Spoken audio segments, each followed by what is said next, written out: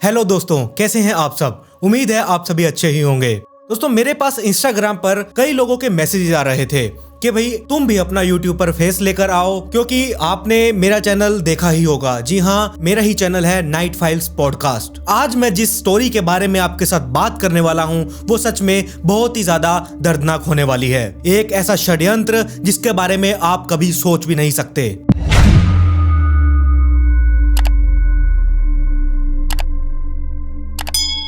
आज की जिस स्टोरी के बारे में मैं आप लोगों को बताने वाला हूं वो है गाजियाबाद। गाजियाबाद में एक लोनी नाम की जगह है। ये स्टोरी भी वहीं से ही है। लोनी में रहने वाला एक शख्स जिसका नाम है राजेश गर्ग। जी हाँ, ये स्टोरी आज की राजेश गर्ग के बारे में ही है। दरअसल 19 फरवरी साल 2023 यानी कि आज से करीब 2 महीने पहले जो राजेश गर्ग की पत्नी बबीता है वो वहीं के पास ही के एक पुलिस स्टेशन में जाती है और वहां पर जाकर पुलिस वाला को कहती है कि मेरे पति लापता हैं। वो 17 तारीख को घर से निकले थे और वो सिक्योरिटी गार्ड की नौकरी करते हैं और 60 साल की इनकी उम्र है। अब वो 17 तारीख को घर से निकले थे, लेकिन मुझे ये लगा कि यहाँ पर 18 तारीख हो चुकी है, क्या पता वो नाइट शिफ्ट कर रहे हो। नाइट शिफ्ट करने के बाद और 18 तारीख को उनकी वापस से ड्यूटी स्टार्ट हो गई हो। हमने पूरी रात इंतजार किया, लेकिन जो राजेश गर्ग हैं वो घर नहीं पहुंचे। इधर फिर हमने रात को भी इंतजार किया, उसके बाद भी वो नहीं आए और 2 दिनों से वो घर पर नहीं आए हैं। हम फोन कर कर कर थक चुके हैं। इधर उधर हम उन्हें ढूंढ भी चुके हैं, लेकिन उनका कुछ भी अता पता नहीं लग रहा। इसीलिए आपसे हाथ जोड़कर विनती है, आप मेरी मदद कीजिए मेरे पति को ढूंढने के लिए, क्योंकि उनके बिन तो मेरा घर जो है वो मुझे काटने को दौड़ रहा है। बिल्कुल मेरा घर जो है सूना सूना सा लग रहा है। अब यहाँ पर पुलिस वालों ने उस बबीता की पूरी कहानी को सुना कि ऐसे ऐसे उसके पति इतनी तारीख को निकले थे और 18 तारीख भी हो गई, 18 तारीख रात तक भी वो घर नहीं आए। इसीलिए वो 19 तारीख को पुलिस स्टेशन पहुंची अपने पति की गुमशुदा होने की कंप्लेंट दर्ज करवाने।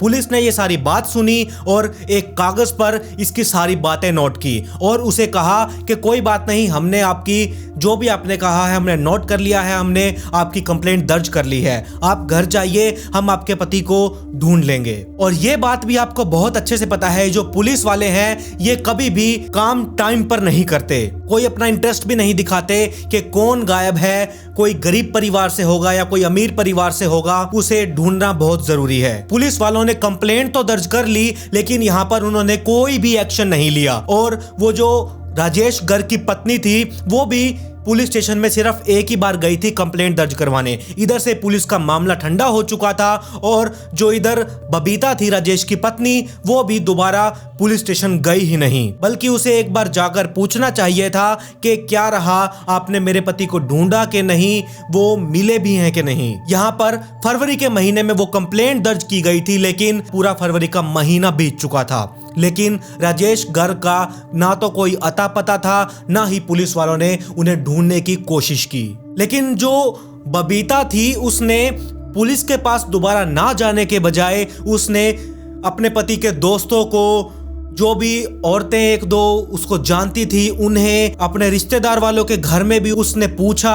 कई रिश्तेदारों के तो घर वो गई, अड़ोस पड़ोस में पूछा, लेकिन बबीता को अपने पति राजेश का कुछ भी पता नहीं चल पा रहा था। यहाँ पर जो भी चल रहा था ठीक ठाक ही चल रहा था, लेकिन यहाँ पर राजेश गर्ग की एक लड़की थी जिसका नाम था दीप्ति। वो अपने पिता को लगातार कॉल्स पर कॉल्स किए जा रही थी, लेकिन उसके पिता का कोई भी जवाब नहीं मिल रहा था। तो उसने अपनी सौतेली माँ यानी कि बबीता के पास फोन किया और उससे पूछा कि पिताजी कहाँ पर हैं, वो मेरी कॉल का जवाब ही नहीं दे रहे हैं। और बबीता ने यहाँ पर कहा, जो तुम्हारे पिता हैं वो फरवरी महीने से गायब हो चुके हैं। मैंने पुलिस स्टेशन में कंप्लेंट भी की है, लेकिन पुलिस वाले उन्हें खोज ही नहीं रहे। मैं यहाँ पर एक अकेली महिला हूँ, मैं आखिर करूँ तो करूँ क्या। और जो उसकी बेटी दीप्ति थी उसने ये सोचा, मेरे पिता फरवरी के महीने में गायब हुए थे, लेकिन यहाँ पर मार्च आ चुका है और यहाँ पर मुझे पता ही नहीं कि मेरे पिता फरवरी महीने से गायब हैं। और जो दीप्ति है वो अपने ससुराल से फौरन परमिशन लेती है। परमिशन लेकर वो अपने पिता को ढूंढने के लिए निकल जाती है। वो अपने परिवार को सारी चीजें बताती है कि ऐसे ऐसे मेरे पिता गायब हो चुके हैं, मुझे जाना पड़ेगा। ये दीप्ति जो है तुरंत भागकर अपने मायके आती है, सौतेली माँ से बात करती है कि आखिर ये कैसे हुआ और अगर मेरे पिता गायब हुए थे तो आपने एक बार भी मुझे बताना जरूरी क्यों नहीं समझा। उसकी सौतेली माँ ने कहा कि 17 फरवरी को ऐसे ऐसे तुम्हारे पिता अपनी जॉब पर गए थे लेकिन वो रात को घर नहीं लौटे। मुझे लगा कि नाइट ड्यूटी भी उन्होंने करनी होगी, उनके ऊपर थोड़ा बर्डन होगा, इसीलिए मुझे लगा कि 18 तारीख को आ जाएंगे। फिर जब वो 18 तारीख को भी अपने घर नहीं आए, फिर मुझे ये लगा कि 18 तारीख को उनकी 18 तारीख की ड्यूटी स्टार्ट हो गई होगी तो वो अपनी ड्यूटी खत्म करके शाम तक घर आ जाएंगे। लेकिन यहाँ पर वो 18 तारीख को रात को भी घर नहीं पहुंचे, इसीलिए मैं 19 तारीख फरवरी की पुलिस स्टेशन गई, कंप्लेंट दर्ज करवाई, लेकिन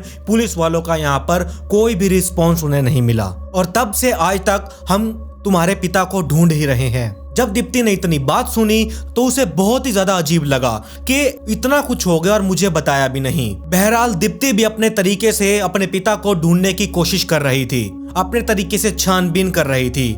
जहां जहां उसे डाउट था वहां वहां वो दीप्ति भाग रही थी। उस औरत के पास भी दीप्ति गई जहां पर राजेश का संबंध था, लेकिन वहां भी उसके पिता उसे नहीं मिले।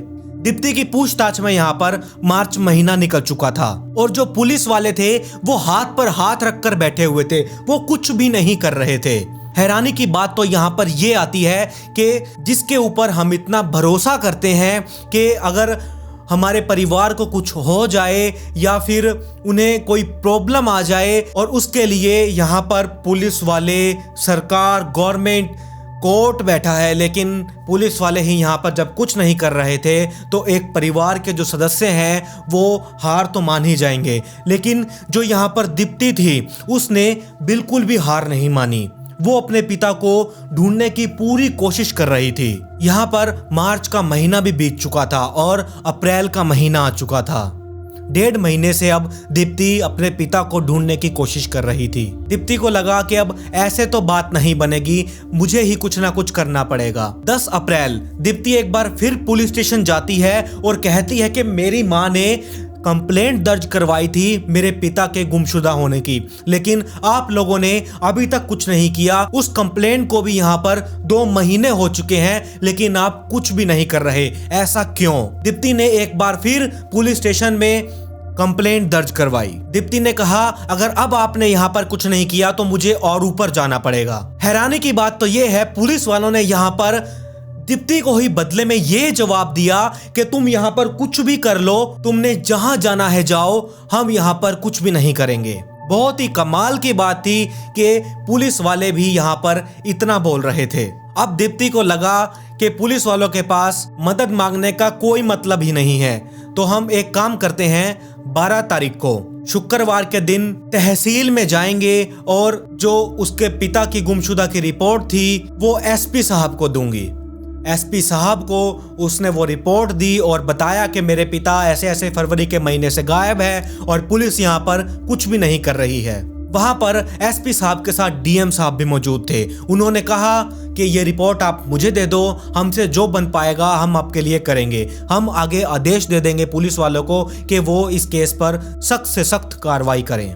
दीप्ति के सामने वहां पर जो सीनियर इंस्पेक्टर थे उन्हें बोला गया और उन्होंने कहा कि तुम आगे उस पुलिस स्टेशन में कहो और वो उसे ढूंढे। दीप्ति को लगा कि शायद अब मेरे पिता मिल जाएंगे, लेकिन वहां पर किसी पुलिस वाले ने ना दीप्ति से आकर पूछताछ की, ना ही उनके घर आए, ना छानबीन की, ना आसपास लोगों से पूछा। एसपी और डीएम से भी यहाँ पर दीप्ति के मदद मांगने का कोई भी फायदा नहीं हुआ। इसीलिए दीप्ति 13 तारीख को और 14 तारीख तक इंतजार करती रही कि अभी कुछ होगा, पुलिस वाले घर आएंगे, उसके पिता के बारे में पूछेंगे, उन्हें ढूंढना शुरू करेंगे, लेकिन ऐसा कुछ भी नहीं हुआ। उसे पता चल जाता है कि अब पुलिस वाले भी यहाँ पर कुछ नहीं कर रहे, ये भी कुछ नहीं कर रहे, कुछ भी हाथ मेरे नहीं आ रहा है। दीप्ति अब गई कमिश्नर साहब के पास। कमिश्नर साहब के पास वो गई, रोते रोते उसने कहा कि 2 महीने हो गए हैं, मेरे पिताजी गायब हैं, हर जगह हाथ पैर हमने मार लिए, थाने में, एसपी साहब के पास, डीएम साहब के पास, लेकिन मेरी जो फरियाद है वो कोई भी सुनने के लिए तैयार नहीं है। अब जो यहाँ पर कमिश्नर थे उन्हें लगा कि ये लड़की बहुत परेशान है, पुलिस महकमे से मदद नहीं मिल रही है। उन्होंने एसपी को कॉल किया। एसपी को कहा कि यहाँ पर एक ऐसे लड़की आई हुई है, वो परेशान है, उसका काम अभी तक क्यों नहीं किया गया। यहाँ पर एसपी को लगा कि मेरे पास कमिश्नर का फोन आ चुका है, ये केस अब किसी ना किसी तरीके से सॉल्व करवाना ही पड़ेगा। तो यहाँ पर उन्हें लगा कि मेरी नौकरी यहाँ पर खतरे में है। उन्होंने तुरंत उसी पुलिस स्टेशन में फ़ोन किया जहाँ पर वो दीप्ति और उसकी माँ बबीता और वो जो आदमी गुम हुआ था दीप्ति के पिता, वो जहाँ पर रहा करते थे, उसी लोकल पुलिस स्टेशन में कॉल की गई। उन्हें कहा कि यहाँ पर नौकरी मेरी खतरे में आ चुकी है, तुम इस केस को जल्द से जल्द सुलझाओ। अब ये लड़की एसपी से कमिश्नर साहब तक पहुँच चुकी थी, तब यहाँ पर उनकी कार्रवाई शुरू की गई। तब जाकर पुलिस वालों ने खोजबीन की प्रक्रिया शुरू की। ऐसे ही करीब 2 महीने के बाद पुलिस वालों ने दीप्ति के पिता को ढूंढना शुरू किया। यहाँ पर राजेश गर्ग की दूसरी पत्नी बबीता को बुलाया जाता है, उससे पूछताछ की जाती है, लेकिन यहाँ पर किसी को भी पुलिस वालों को डाउट नहीं हुआ। लेकिन जब पुलिस वाले सीरियस होकर इस केस की कार्रवाई करने लगे, तब उन्हें एक बात समझ में आई कि जो उनकी लड़की दीप्ति है वो लगातार पुलिस में जा रही है, हमने कुछ नहीं किया। तो वो एसपी के पास गई, डीएम के पास गई। जब उन्होंने भी वहां पर दीप्ति की फरियाद नहीं सुनी, तो वो कमिश्नर के पास पहुंच गई। लेकिन जो राजेश की पत्नी बबीता थी, वो सिर्फ एक बारी पुलिस स्टेशन में आई, उसने कंप्लेंट दर्ज करवाई, उसके बाद उसका कोई अता पता ही नहीं था। वो एक बार पुलिस स्टेशन में कंप्लेंट दर्ज करवाकर आराम से बैठ चुकी थी। अब पुलिस वालों का जो शक था वो राजेश गर्ग की दूसरी पत्नी बबीता पर ही जा रहा था। यही बात पुलिस वालों को खटकने लगी थी। लेकिन अब बबीता के ऊपर तो सिर्फ डाउट था, ऐसे ही पुलिस वाले उसे उठा नहीं सकते थे, पूछताछ नहीं कर सकते थे। पुलिस वालों ने बबीता को यहाँ पर चारों तरफ से घेरने की कोशिश की। उसकी कॉल डिटेल्स को खंगाला गया, उसकी सारी डिटेल्स निकलवाई। सारी चीजें जब छानबीन की गई, एक बात जो पुलिस वालों को पता चली, वो बात ये थी, जो बबीता और राजेश गर्ग का एक किराएदार था, बड़ा सा घर था इनका, ये 2 ही लोग रहते थे। तो इनका एक फ्लोर ऐसा था जिसे इन्होंने किराए पर दे दिया था। और जो इस आदमी का नाम था वो था अच्छे को यहाँ पर रेंट पर रूम दिया गया। और जो बबीता थी वो अच्छे के साथ ज्यादा मेल मिलाप करने लगी, इसकी अच्छे के साथ बात बनने लगी। 15 से लेकर 17 तारीख तक ये क्लेम जिसने किया था कि राजेश गर्ग यहाँ पर गायब है। आसपास के लोगों से पूछताछ की गई, कई लोगों से पूछा, तब पता चला कि जो बबीता और अच्छे थे, इन दोनों का आपस में गुटरगु चल रहा था। पुलिस वाले फौरन बबीता को और अच्छे को उठा लेते हैं। उठाकर उन्हें वो पुलिस स्टेशन लेकर आते हैं। उन्हें ये कहते हैं कि पूरा तुम्हारे ऊपर हमें डाउट है, तुम प्यार से हमें डिटेल में बता दोगे तो बहुत अच्छी बात है, नहीं तो जो पुलिस वाले तुम्हारी बात उगलवाएंगे वो तुम्हें भी पता है कि हम कैसे क्या करेंगे। अब ये बात जैसे ही पुलिस वालों ने बोली, यहाँ पर अच्छे जो था वो रोने लग जाता है। पुलिस वाले समझ चुके थे यहाँ पर अब बात बन चुकी है, जितनी भी जो सच्चाई थी वो यहाँ पर अब अच्छे उगलने वाला है। पुलिस वालों ने कहा कि तोते की तरह जितनी भी बात है वो सारी तुम उगल दो। अच्छे रोते हुए एक जबरदस्त कहानी बताता है, और इस कहानी के हिसाब से राजेश की 2 शादियां हुई थी। पहली पत्नी से दीप्ति पैदा हुई थी। दीप्ति बड़ी जब दीप्ति हुई तब उसकी माँ की वहां पर मौत हो चुकी थी। फिर राजेश को यहाँ पर अकेलापन सा महसूस होने लगा। बड़ा सारा घर था, 60 साल की उम्र थी। 60 साल की उम्र में कैसे खाने पीने का जुगाड़ किया जाए, कैसे अगर कोई काम करके थक के आएगा तो उसे कोई पानी देने वाला, खाना देने वाला तो होना चाहिए। दीप्ति की भी यहाँ पर शादी हो चुकी थी, इसीलिए राजेश को यहाँ पर अकेलापन महसूस होने लगा था। राजेश ने जब इधर उधर बात की तब उसे पता लगा, तब उसने इसी बीच राजेश की मुलाकात लाल देवी उर्फ बबीता से हुई। बबीता की पहले एक शादी हो चुकी थी और उसके पति की मौत हो चुकी थी, साथ ही उसके 2 बच्चे भी थे। बबीता को भी इधर एक छत की तलाश थी और राजेश को इधर कंधे की तलाश थी। इन दोनों की तलाश इन दोनों के मिलने पर आकर खत्म हुई। दोनों एक दूसरे के साथ ही रहने लगे, एक छत के नीचे रहने लगे पति पत्नी बनकर। अब सारी चीजें एकदम ठीक ठाक चल रही थी और इसी बीच राजेश को ये लगा कि जो इतना बड़ा उसका घर है, इतनी बड़ी उसकी प्रॉपर्टी है, अकेले में रह रहा हूँ, और मैं जो नौकरी कर रहा हूँ मुझे नहीं पता कि ये नौकरी कब तक रहेगी कब तक नहीं। 60 साल की मेरी उम्र हो चुकी है। इसीलिए उसने सोचा कि जो उसका नीचे वाला फ्लोर है क्यों ना उसे किराए पर दे दिया जाए, कुछ ना कुछ तो उससे पैसा आएगा ही, उससे घर खर्च खाना पानी चलता रहेगा। और अच्छे नाम के आदमी को ये फ्लोर किराए पर दिया गया। बबीता यहाँ पर घर पर अकेली रहती थी। राजेश नौकरी पर चला जाया करता था और इधर अच्छे और बबीता अकेले रहा करते थे। और देखते ही देखते इन दोनों की नज़दीकियाँ जो थी वो बेहद बढ़ने लगी। यहाँ पर नज़दीकियाँ बढ़ी, प्रेम संबंध बने, शारीरिक संबंध भी बने, सारी चीज़ें ठीक ठाक चल रही थी। इसी बीच एक 25 एकड़ का प्लॉट था जो कि राजेश खरीदना चाहता था।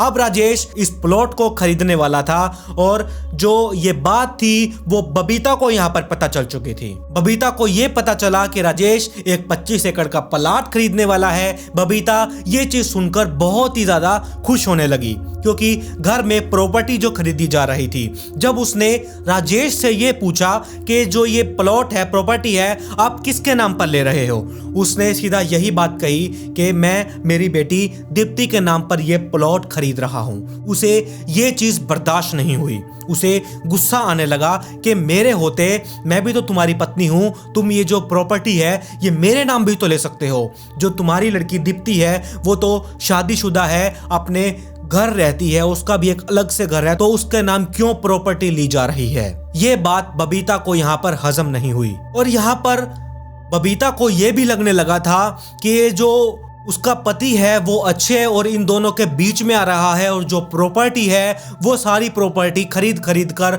अपनी लड़की दीप्ति के नाम पर कर रहा है। यही बात बबीता को अच्छी नहीं लगी, तो उन्हें यह लगा कि अब यहाँ पर राजेश को रास्ते से ही हटा देना चाहिए। इसीलिए यहाँ पर प्लान बनाकर सारी चीजें फिक्स की गई और अच्छे को भी यहाँ पर शामिल किया गया था। और यहीं से ही एक ऐसी कहानी शुरू हुई जिसे आप सुनकर शॉक्ड रह जाओगे। यहाँ पर सारी तारीख फाइनल की गई थी और इसी बीच अच्छे राजेश को ये बताता है कि उसका एक भांजा है सांवली में, उसका एक्सीडेंट हो गया है, बड़ी बुरी हालत है उस बेचारे की। अब जैसे ही अच्छे ये बात बोलता है फौरन जो बबीता वो ये बोलती है कि ये हमारा किराएदार है, उसका भांजा इंजर्ड है, तो हमें भी चलना चाहिए उसे देखने के लिए। जब बबीता ये बात बोलती है तो राजेश भी राजी हो जाता है। 17 तारीख को अब ये तीनों सांवली की तरफ निकल जाते हैं। सांवली जाते हुए एक बाड़बड़ी नाम की जगह आती है। वहां पर अच्छे वहां पर अपनी गाड़ी को रोकता है। राजेश ने तुरंत ही वहीं पर पूछ लिया कि क्या बात, तुमने यहाँ पर गाड़ी क्यों रोकी? तो अच्छे बोला थक चुके हैं, थोड़ा सा फ्रेश हो जाते हैं, कुछ खा पी लेते हैं। तो राजेश ने ही बोला ठीक है कोई बात नहीं, इसी बहाने मैं भी फ्रेश हो लूंगा और कुछ ना कुछ खा लेंगे। अब राजेश भी गाड़ी से उतरा। राजेश यहाँ पर फ्री माइंड घूमने लगा। अच्छे और जो बबीता थे इन दोनों ने एक भारी पत्थर से राजेश के ऊपर हमला कर दिया। वहीं पर राजेश घायल हो चुका था और जब राजेश घायल हुआ इन दोनों ने मिलकर वहीं पर राजेश को अपने रास्ते से हटा दिया। पास ही में गन्ने का खेत था और वहीं पर राजेश की बॉडी को फेंक दिया गया और बॉडी को फेंक कर वो वापस अपने घर आ चुके थे। 17 तारीख को इन्होंने ये कांड रचा था, राजेश का मर्डर किया था। 18 तारीख को ये वहीं पर गन्ने के खेत पे जहां पर राजेश को मारा था वहीं पर पहुंचे। इन्होंने राजेश की बॉडी को उठाया, वहां पर राजेश का सर काट दिया। सर काटकर पॉलीथीन में पैक कर कर वहां से 80 किलोमीटर दूर एक कृष्णा नदी वहां पर आती है, वहां पर राजेश के सर को फेंक दिया गया था। धड़ यहाँ पर एक खेत में पड़ा हुआ था। फिर ये एक ऐसे दिन का इंतजार करते हैं। अगले ही दिन यानी कि 19 तारीख को ये एक नाटक रचते हैं। बबीता पुलिस स्टेशन जाती है और एक मिसिंग कंप्लेंट दर्ज करवाती है राजेश की। और वहीं पर एक आदमी ने जो खेत के पास घूम रहा था उसने राजेश की बॉडी को देखा, लेकिन उसका सर तो वहां पर था नहीं, सिर्फ धड़ ही पड़ा था। तो उसने तुरंत पुलिस वालों को फोन किया और कहा कि ऐसे ऐसे यहाँ पर एक बॉडी पड़ी है जिसका सर नहीं है। पुलिस वाले तुरंत वहां पर पहुंचे। उसकी जेब में कोई आईडी नहीं थी, कुछ नहीं थी, जेबें भी खाली थी। इससे पुलिस वालों को कुछ भी उस बॉडी के बारे में पता नहीं चला क्योंकि जो उसका सर था जिससे पहचान की जाती वो तो वहां 80 किलोमीटर दूर एक नदी में गिरा आए थे। ऐसे में उसकी पहचान करना पुलिस वालों के लिए बहुत मुश्किल हो रही थी। पुलिस वालों ने 2-4 दिन उसका इंतजार किया कि कोई आएगा जो इस बॉडी को क्लेम करेगा, लेकिन कई दिनों तक जब कोई पुलिस वालों के पास नहीं आया। इस बॉडी को लावारिस में डाल दिया गया और इसका अंतिम संस्कार कर दिया गया और पुलिस वालों ने उसके बाद इस फाइल को बंद कर दिया और ये केस एक मर्डर मिस्ट्री बन चुकी थी। वो तो भला हो एक ऐसी बेटी का जो अपने ससुराल से मायके आई, उसने अपने पिता को ढूंढने की कोशिश की, police station, SP, DM, commissioner तक वो पहुंची, उसने ये केस सुलझवाया। बहुत ही कोशिश करके उसने अपने पिता के कातिलों को ढूंढ लिया था। अब आप ये देख सकते हैं कि दूसरी पत्नी जिसने अपने पति को मरवा दिया एक प्रॉपर्टी के लिए, उसका संबंध भी पहले किसी और के साथ चल रहा था। यहाँ पर पुलिस वालों ने उन दोनों को अरेस्ट किया, कोर्ट में ले जाया गया और उन्हें यहाँ पर उम्र कैद की सजा हो गई। बात यहाँ पर सिर्फ ये आती है कि जो दीप्ति थी उसने कितना संघर्ष किया, क्योंकि उसे पता था यहाँ पर कुछ ना कुछ तो गड़बड़ है। जो बबीता है उसने सिर्फ पैसों के लिए ही मेरे पिता से शादी की थी, लेकिन वो उस टाइम पर कुछ नहीं बोली। उसने सिर्फ पुलिस वालों को जाकर यही कहा कि मेरे पिता को ढूंढने के लिए यहाँ पर आप मदद कीजिए बस। और यही दीप्ति की जो कामयाबी थी, यहीं पर जो दीप्ति का संघर्ष था वो रंग लाया। यहाँ पर उन दोनों को पकड़ लिया गया। ये थी एक राजेश गर्ग की स्टोरी, एक दर्दनाक स्टोरी। आप मुझे बताइए आपको ये स्टोरी कैसी लगी। अगर आपको ये स्टोरी अच्छी लगी हो तो इस वीडियो को जरूर लाइक कीजिएगा। नाइट फाइल्स ये चैनल है, इसे सब्सक्राइब कीजिएगा। जैसे आपने मेरे चैनल नाइट फाइल्स पॉडकास्ट को प्यार दिया है, वैसे आप इसे नाइट फाइल्स को भी बहुत प्यार दीजिएगा। और साथ में ही एक अच्छा सा कमेंट कीजिएगा। कमेंट में पिक मी लिखना मत भूलिएगा, क्योंकि मैं आपको नेक्स्ट वीडियो में शाउट आउट देने वाला हूँ। मिलते हैं ऐसी ही एक और चौंका देने वाली स्टोरी के साथ।